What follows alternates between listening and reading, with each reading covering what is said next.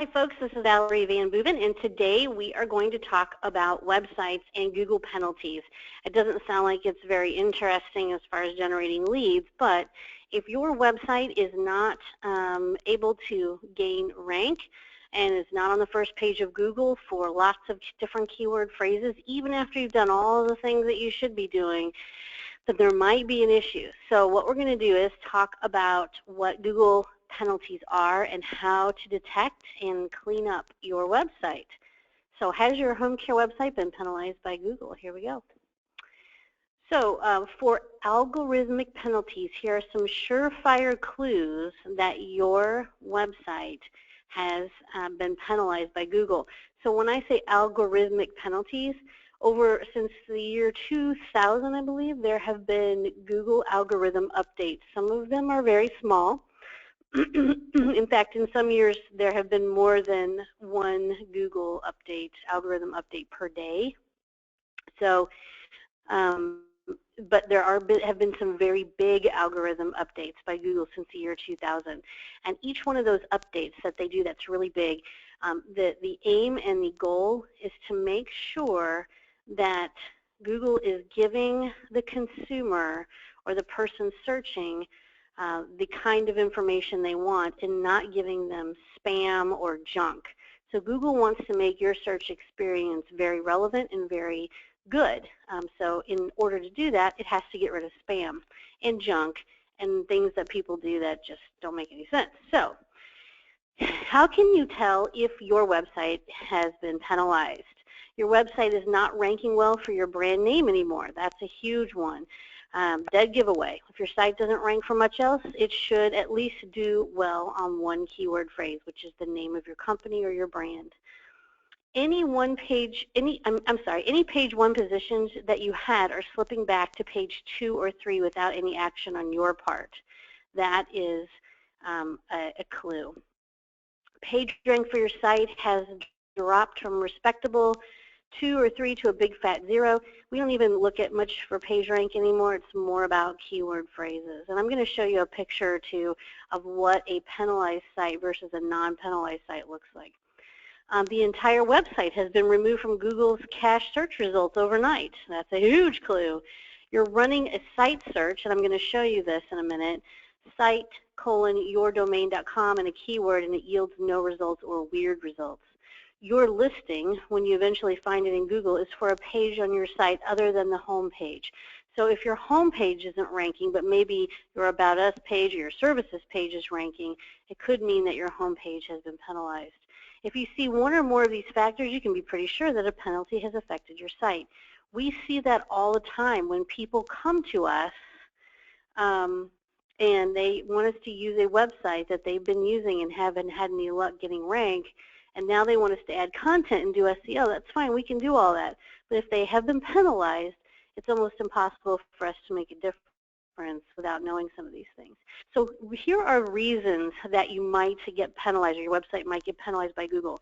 And any of the reasons that are in red are ones that, that I see pretty frequently. So the first one is buying links. You cannot buy links to increase your page, increase your rank. Lots of people have done it in the past. Lots of SEO people have done it without telling their clients. That is a bad deal, and you do not want to do that. So no buying links. If your SEO provider did it in the past and didn't tell you, you could be penalized and not even know it. Excessive reciprocal links. If you've been exchanging lots of links with clients, it could be seen as a manipulation attempt. So you want to make sure that, a few very relevant exchanges of links are awesome. If one assisted living facility links to you, you link to them, fabulous. But when you have hundreds of reciprocal links, that is a problem. Duplicate content. We talk to people about this all the time. Any duplicate content on your site makes it less useful in Google's view, and that could result in a penalty. Make sure your content is unique and well written. Use tools like Copyscape. I can't emphasize that enough.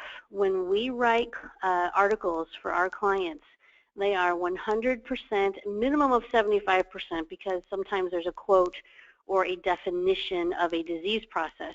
But most of the content beyond that or all of the content beyond that, is 100% unique to that client. So quotes are okay and definitions are okay, because you might want to define Alzheimer's, or you might want to define Parkinson's disease in a article, but the rest of that article had better be unique, and for us, it always is. Overuse of H1 tags. Now this is more of a geeky term that you may not know if you're not a web developer, but behind the scenes of your website, anything that's a headline has what's called an H1 tag. H1 tag means make it big, make it bold, make it big. I want it to be a headline. So if you use H1 tags all over the place at the bottom of your website, your headline should be at the top, and then you should not have more headlines at the bottom of your page. It looks a little spammy, and Google would see that as trying to manipulate the system. Internal 404 errors. A 404 error is when you go to a page on your website and there's nothing there. So Google wants to know that you tend to your content and weed out any errors and problems. It wants to know that you're taking care of your website. If you're delivering 404 errors inside your own website, meaning the content is not there or the page doesn't exist, it's a signal that your users aren't getting the information they ask for, and it shows that the site's not being well maintained. Keyword stuffed content. We see this a lot. There are all kinds of weird and wonderful rules about keyword density and content. The truth is that none of these rules are proven, and a very high keyword density is a flag for poorly written content. So if we said home care St. Louis, home care St. Louis, home care St. Louis, home care St. Louis, home care St. Louis, over and over again in an article for a client who resided in St. Louis or had their business in St. Louis, Google would see, okay, that's keyword stuffing, it sounds dumb, therefore it is dumb, therefore it's penalized. So, footer links, and most of you don't have to worry about this, but some web designers use footer links as a navigational aid. That's fine. And some try to manipulate PageRank by using the footer as a place to pass link juice unnaturally. That's a long definition, but what it really means is that you can't, get more. You shouldn't try to use your footer links to get more, PageRank. Missing sitemap data. Google uses the XML sitemap to parse your site structure and learn how it's put together. So inside of Google Analytics, and inside something that used to be called Webmaster Tools, which is now called the Search Console will accept your site's XML sitemaps. When we develop a site, we always include a system that puts together your site's XML sitemaps, and then we submit those to Webmaster Tools or Search Console, whatever you want to call it, so that Google has an easier time indexing all the pages of your site, and Google understands how your site's put together. So we do that for our clients. Every web developer should do that for their clients. Hidden links. All the links in your site should be visible and useful to others, useful to users. Anything that's hidden is considered suspicious. So if it doesn't light up when you scroll over it, it's not underlined, it's not in a blue color, if you can't tell that it's a link, then that could be a problem. Broken external links. If you don't keep links up to date, Google will assume you don't care about the user experience, and are happy to pack visitors off to various 404 error pages. So if you are linking away from your site to other sites, and we see this a lot on your resources page, so everybody wants to have this long resources page that has all these links to the Alzheimer's Association and to PDFs that you can download, but nobody bothers to go back in and update those resource pages once they're out there. Number one, you don't need a resource page because you are the resource for your clients. And number two, if you don't go in and update those pages from time to time, when we redo a website from somebody, we check those links, and most of the time they haven't looked at them since 2008. Many of them are broken, and so we reconfigure those resources pages so they don't have broken links. So make sure you go to your resources pages, any page where you might be having a PDF download or other kinds of resources for seniors, and make sure they all work. Scraped content. This is not something that happens in the home care industry so much, but it happens. Sometimes website managers pull content from other sites in order to bulk up their own pages, but Google sees this as a pointless duplication. Replace it with your own original content instead. In other words, don't go copy your services page off of somebody else's services page. Hidden content. Less ethical optimization tactics include disguising text on a page to manipulate the theme or keyword weighting. So in other words, you've got hidden content in there. It's behind the scenes and no one can see it. Google's onto that, and it doesn't make any difference anymore. Anchor text overuse. Okay, so once upon a time, SEO experts worked on linking certain keywords in order to reinforce their authority. Since 2012 Penguin update, the overuse of anchor text linking is strongly discouraged. So in other words, if I had a link on, let's say, care.com, and my care.com link was Home Care St. Louis, Missouri, but I use that text, Home Care St. Louis, Missouri, on every link back to my website that I had on other websites, then I would be penalized for the keyword phrase Home Care St. Louis, Missouri. Instead, it should be things like read more, learn about this, learn more, visit our website. Even though it's not a keyword phrase, it's a better thing to do to use something that is normal as opposed to a keyword phrase. So visit our website, learn more, read more. Those are much better. From other websites to your website, don't always use the same keyword phrase. Website timing out or down. If a website goes down, everyone gets upset, the visitor, the webmaster, and the search engine. If Google can't find your site, it would rather de-index it rather than keep sending visitors to a dead end. So if you leave it down, and we're not talking about an hour, 2 hours, or even 8 hours. We're talking about 5 days, 6 days, 8 days. If your website is down, it'll get de-indexed. Keyword domains.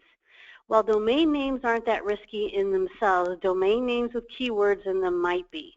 So if my website address, instead of being valerieshomecareservice.com, if it was homecarestlouis.com, there is a chance that I could be penalized.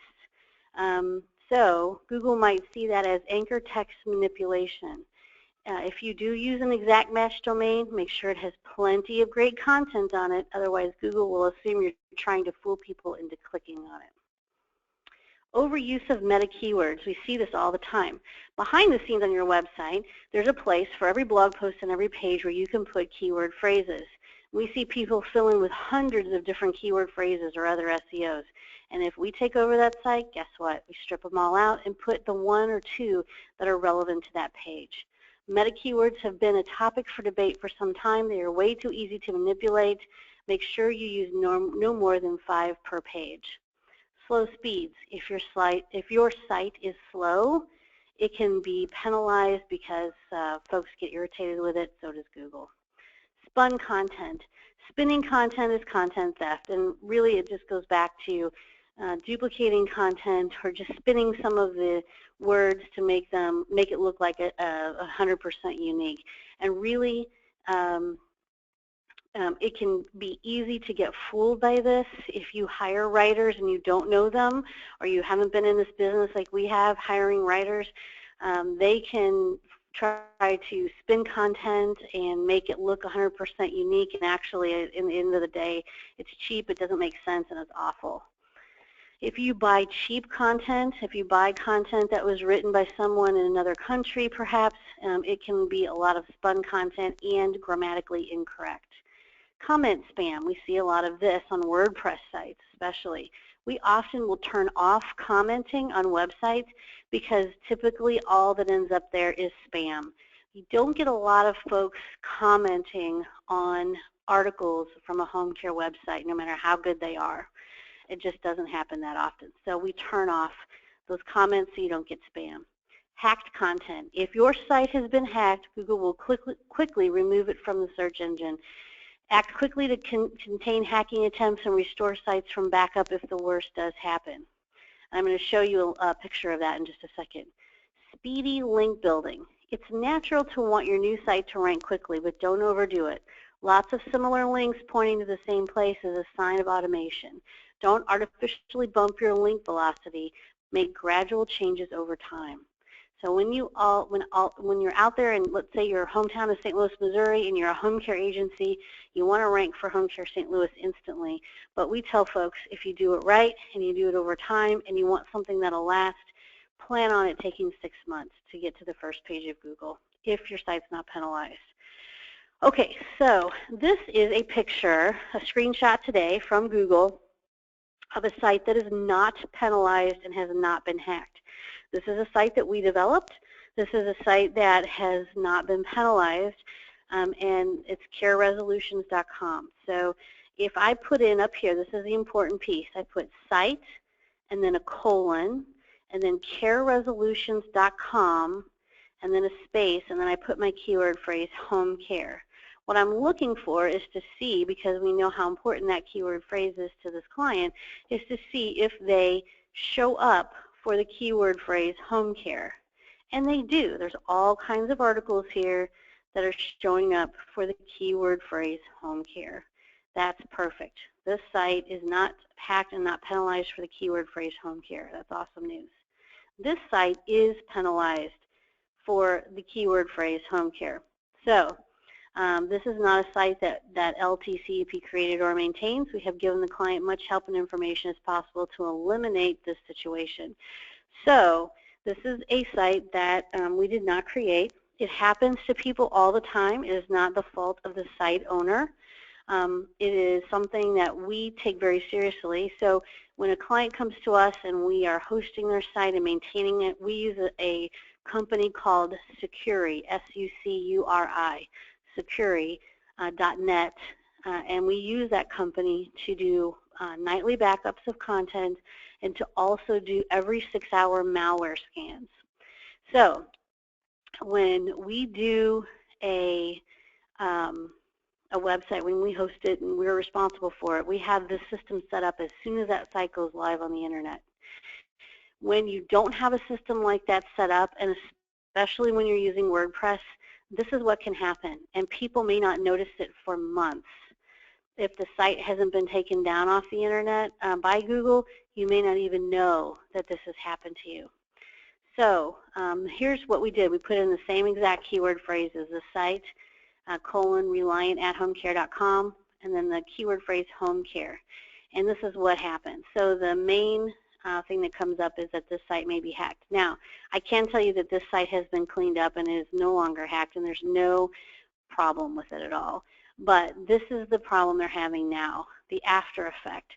And that is that because it was hacked and it was left that way for probably a fairly good amount of time, all of these spam things come up. So we have here /.ita.pdf, chapter 17. None of this is their stuff. This is not their stuff that should be on their website. Now, if you were to put in site /reliant@homecare.com and you were to put in elder care or senior care, you would see the content from their website come up. But unfortunately, they've been penalized for the words home care, which is so important to them because that's what they do.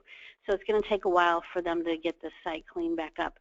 But there's no harm in going to it. It just had an issue that's been cleaned up, but now it's going to take a while for it to recover. You don't ever want that to happen. Forum linking. So if you've ever been on a forum, maybe one that's about caregiving or something like that, you can put your signature in there and your link to your website. You can do that. If you want to do that, that's fine. Just don't go pay somebody to go into 1,000,000 forums and leave a stupid comment and then put your website address. That is considered spam. Hiding your sponsors.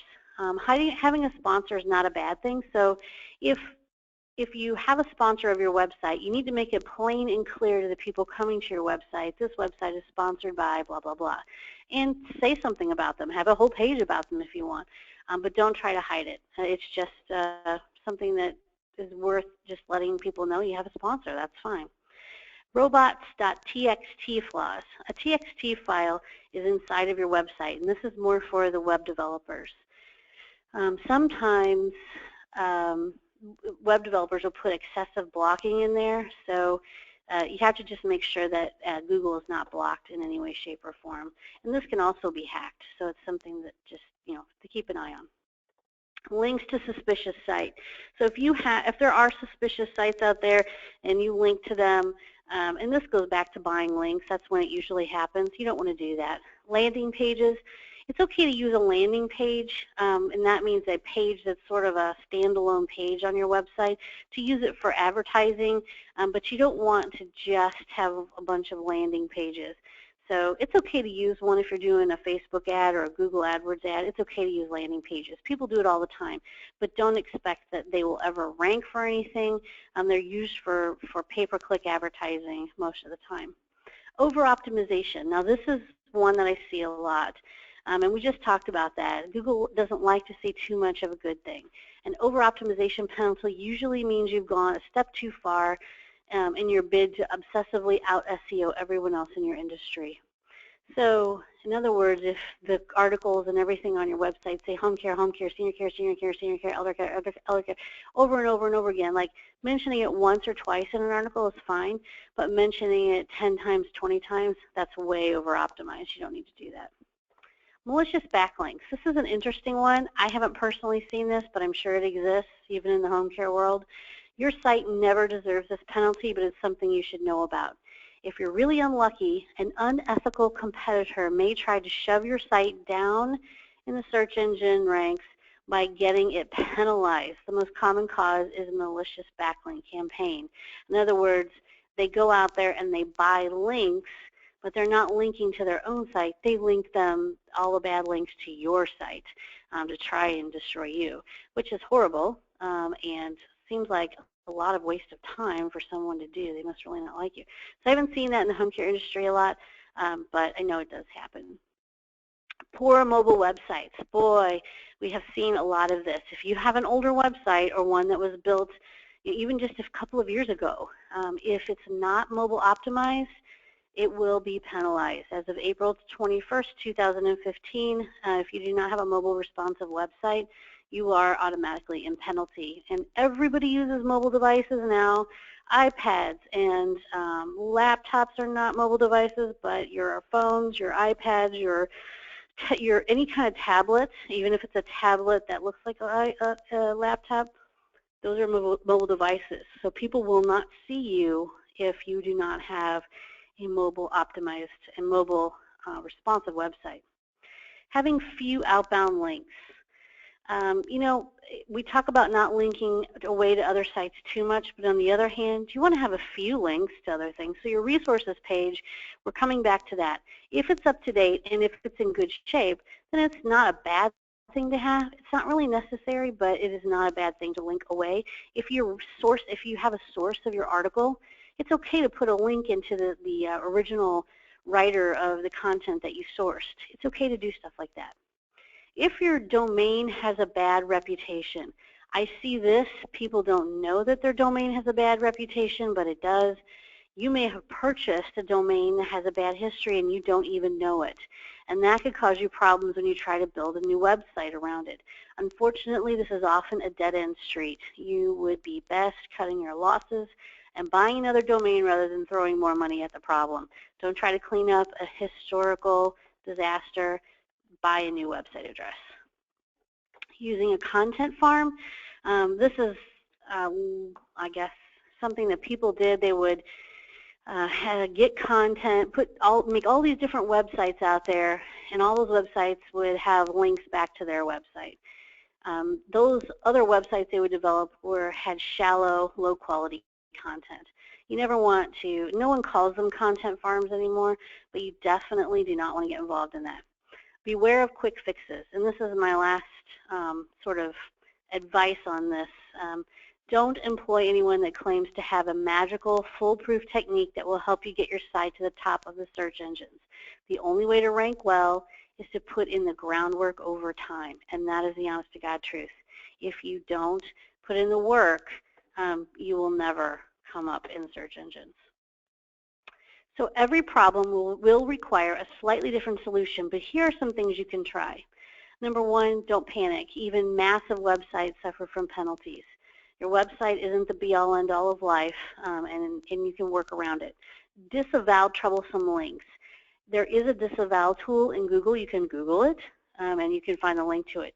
You have to know what those links are that you want to disavow. So if you have a bunch of bad links that are pointing to your website, you think they're awful and spammy, and either you did it, an SEO provider did it, and you don't know who did it, or you just bought the domain name and it has a lot of bad stuff going to it, you can ask Google not to count troublesome links that are harming your website. So you can put in a disavow, follow their directions. You can upload a text document with all the links you want to disavow, and Google will take care of that. Get some links removed. While disavow is good, it's not perfect.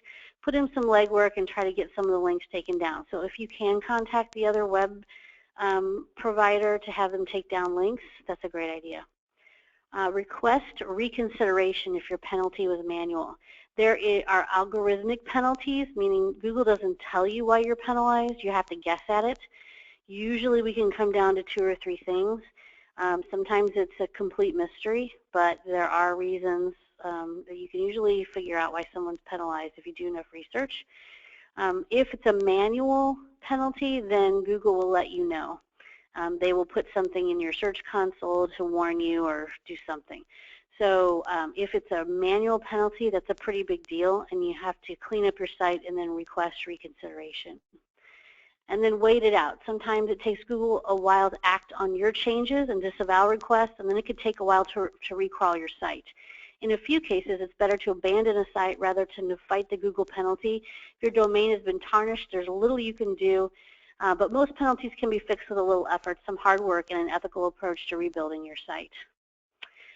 So that is my spiel for our HCRB members on how to know if your website has been penalized and how to clean it up. If you have any questions, this is Valerie Van Boeven.